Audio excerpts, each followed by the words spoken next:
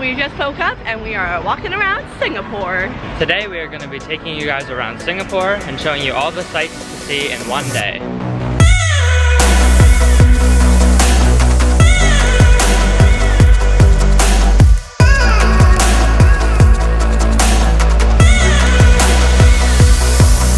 So to start off the day, we're going to go to Singapore's most iconic area, the Marina.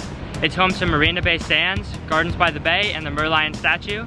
So we're going to check out all those top tourist attractions first. Then I'll probably walk around the city and then we'll come back here at night to show you at nighttime because I've heard it's very different at night.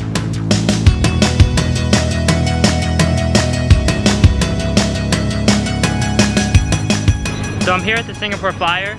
It's really big and impressive and it's very beautiful, but let's be real, it's just a Ferris wheel and there's definitely bigger and better things to see here in Singapore.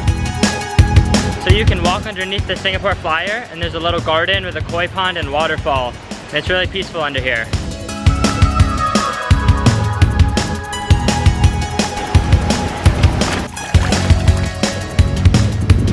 Adult tickets for the Singapore Flyer are about 33 Singapore dollars, which roughly translates to 24 US dollars.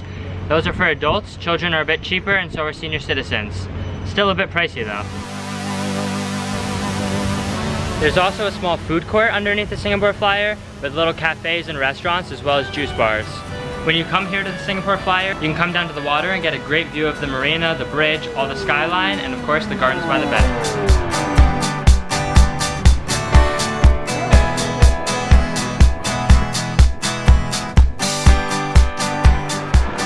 I am currently walking on the Helix Bridge, which got its name due to its shape. It connects the Singapore Flyer to the other side by Marina Bay Sands.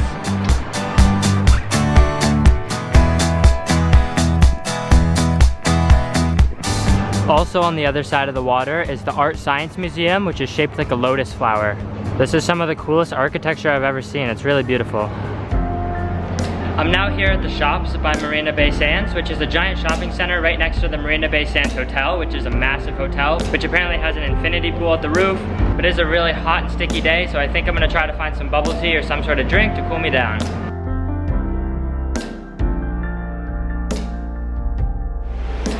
Created by Ned Kahn, this rain oculus art exhibit right outside the shops was created in 2010. If you come to Singapore, LiHO is the place to get bubble tea, and I see it through the glass.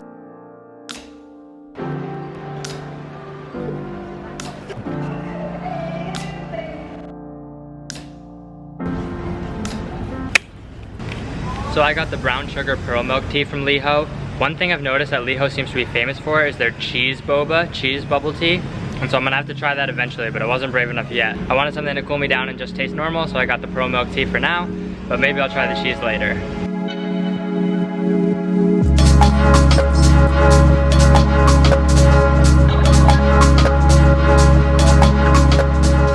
I'm now walking along the water around to the Merlion statue, which I'm actually really excited to see. It looks really cool.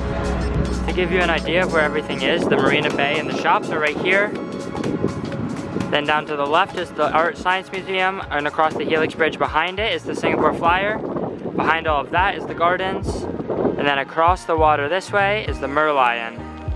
And that's where I'm heading next. Well, I made it to the famous Merlion Park, and here's the Merlion statue.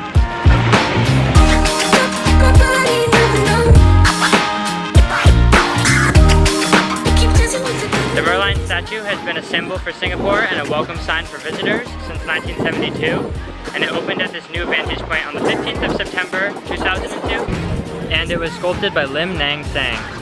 Directly behind the Merlion statue is a much smaller version of him. After you see the Merlion statue, you can walk across the Jubilee Bridge to the other side of the marina. This will take you right to the giant Durian.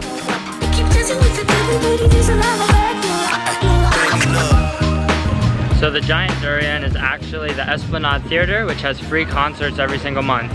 So that's really cool, and it's right here on the water, so that must be a really beautiful place to see music or any kind of art.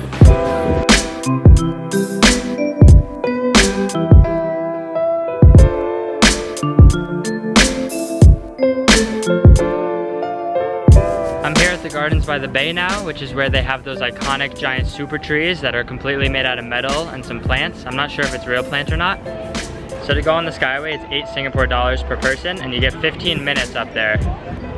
Gonna leave the gardens now, but probably gonna come back tonight and show you when it's all lit up, because I've heard that can be really beautiful. But for now, I'm getting hungry, so I'm gonna go try and find some ramen. Trying to figure out how to get onto this bridge so we can get out of here.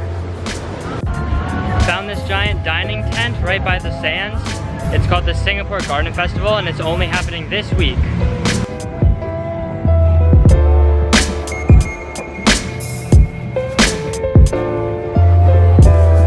Ended up just getting a Thai tea because I'm really set on ramen and they didn't have any ramen there. So now I'm gonna go search for some ramen. I saw some last night at a really good place, so I'm gonna find that. This is hands down the coolest mall I've ever been inside. There's a whole river flowing through the bottom of it.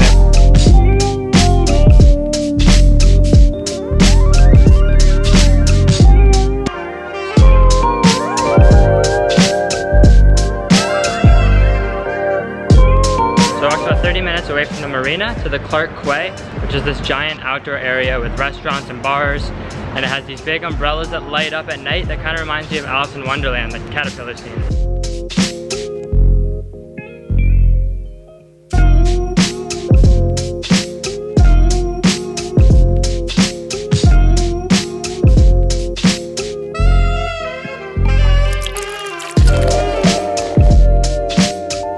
The ramen was definitely worth the wait, but they give you such large portion sizes that it was hard to finish it all. But it's interesting because it's all lobster broth. It was really good.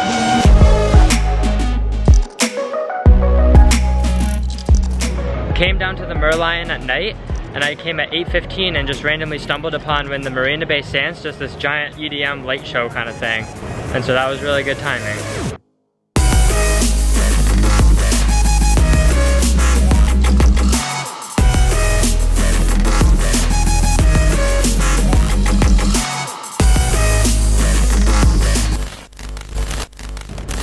We are ending our day here back at the Gardens by the Bay. It looks really beautiful at night. People have said it before that it looks like Avatar, and it definitely does. So it's definitely worth seeing.